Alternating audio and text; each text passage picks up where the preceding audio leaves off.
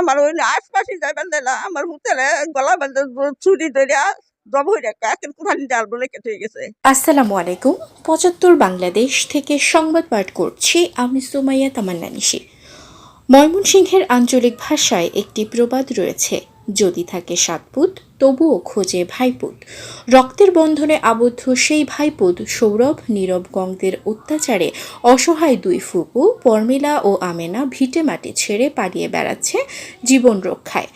রক্তের সম্পর্ক আর বিশ্বাসের অমর্যাদা করে আপন ফুপুর পৈতৃক সম্পত্তি জোরপূর্বক আত্মসাৎ করার অভিযোগ উঠেছে ভাতিজাদের বিরুদ্ধে।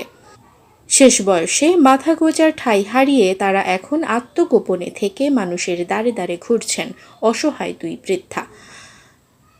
জানা যায় নগরীর মধ্যপাড়েরা এলাকায় এই অসহায় বিধবা দুই বৃদ্ধের জমি লিখে নিতে ভাতিজা সৌরভ নীরব গংরা বাসাবাড়িতে ব্যাপক ধ্বংসলীলা চালিয়ে সর্বস্ব লুটে নিয়েছে। ভুক্তভোগী পরমেলা ও আমেনা জানান, আমাদের পৈতৃক সম্পত্তি লিখে নিতে ভাতিজা ব্যাপক চাপ সৃষ্টি করে। এ বিষয়ে এলাকাবাসী ও গণ্যমান্য ব্যক্তিদের নিয়ে একাধিকবার সালিশ দরবারও করা হয়েছিল। তাদেরকে বৃদ্ধাঙ্গুলি দেখিয়ে আবারও নির্যাতন চালিয়ে যাচ্ছে। পরবর্তীতে আইনের দ্বারস্থ হলে আশারিরা জমিনে এসে আমাদের বসত ঘরে ব্যাপক ভাঙচুর, লুটপাট ও ধ্বংসলীলা চালায়। গলায় ছুরি ধরে হত্যার হুমকি দিয়ে জমি লিখে দিতে বলে। ঘরে বিদ্যুৎ সংযোগ বিচ্ছিন্ন করে অন্ধকারে নিরাপত্তাহীনতায় রাত্রি যাপন করি।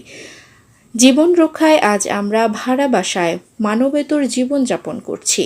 আমরা প্রশাসনের কাছে ন্যায় বিচার কামনা করছি।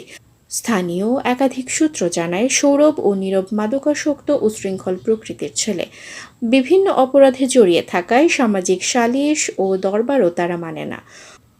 ফুপুদের জমি আত্মসাৎ করতে অত্যাচার নির্যাতনের সর্বোচ্চ সীমা লঙ্ঘন করেছে। সৌরভ ও নীরবের মাদক সেবন ও বিক্রির কারণে মধ্যবাড়েরা এলাকার উঠতি বয়সী আমাদের ভবিষ্যৎ প্রজন্ম আজ ধ্বংসের মুখে। পুলিশ সুপারের দৃষ্টি আকর্ষণ করে যথাযথ ব্যবস্থা গ্রহণের জোর দাবি জানিয়েছে সচেতন মহল। আমি বাড়ি থেকে মানে সব ভাঙচুর করিয়া আমি পলাই থেকে তালা মারছে, আমি পলাই থেকে আইছি। এটা হেলে তাকে বলা হয়েছে আমার কিচ্ছু হয়েছে না। আমি ৩৫ বছর ধরে জমি কিনছি, বালিও করছে আমার বাপের জায়গা। আর পরে মনে করুন যে আমার ওই আশপাশে যাইবেন না আমার হোটেলে গলা বাঁধে ছুরি ধরিয়া জব হয়ে একের কোঠানি ডাল বলে কেটে গেছে। গরম আমার তালা মারছে, যা যা আছেন সব নিচে গা। আর মনে করুন যে এই আমি আইন ছাড়া আমার কিছু দোকান নাই। আমি আইনের রাস্তা। আচ্ছা, যে আপনার বাড়িটা ভাঙছে, আপনাদেরকে মারধর করছে, ওই ছেলেটার নাম কি? নীরব আর সৌরভ। ওরা আপনার কি হয়? নাতিন, বাইফের ঘরে নাতিন। আর এই মঞ্জু। ওরা এসব কেন করে? এই আমরা থাকবা দিত আঙ্গরে। এই সম্পদ তো আপনার। হ্যাঁ, সম্পদ আঙ্গর। কি বলে? দিত না আঙ্গর, দিত না আঙ্গর, যাইবার দিত না, গেলে মেরে হারবো। আঙ্গর সামা দেখলে মেরে হারবো, আমরা ফলাই যাচ্ছি। এই জমিন দিত না কইরা, হ্যাঁ লেখে দিত না। জমিন কি আপনার নামে না? হ্যাঁ, জমিন তো আমার বাপের সম্পদ। আচ্ছা আচ্ছা, আমার বাপের বিটা। ৩৫ বছর ধরে থাকতেছি এই জায়গাতে, আমার জন্মস্থান থেকে। আপনি কই কই পলায় রয়েছেন? ফলাই রয়েছি বাড়ি পাড়া, ফলাই রয়েছি দাহুনিয়া, ফলাই রয়েছি এই ভাড়া থেকে সারাই আরেক পাড়া। আপনার ছেলে কই থাকে?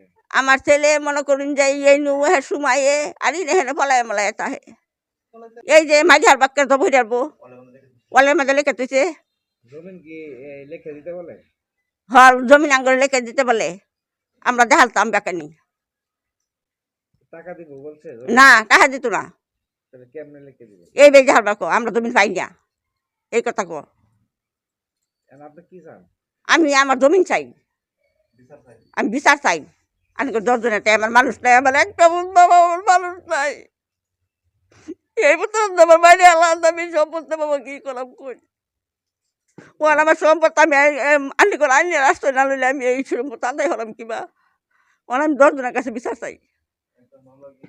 হ্যাঁ, দরবার করছে আপা যে ভিঞ্চি মরলে বাতাসের বেডে শুয়ে হিসেবে সবাই দরবার করছে।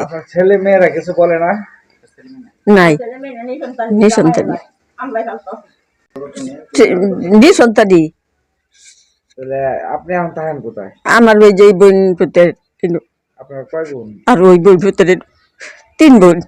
এখন আপনি কি চান? আমরা তো জমি চাই, বাড়িঘর চাই।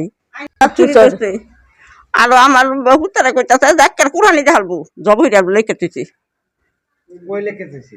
ওয়ালের মধ্যে ধরো লেখেতেছি, দেখা পাইবেন লিখেতেছি ধরো।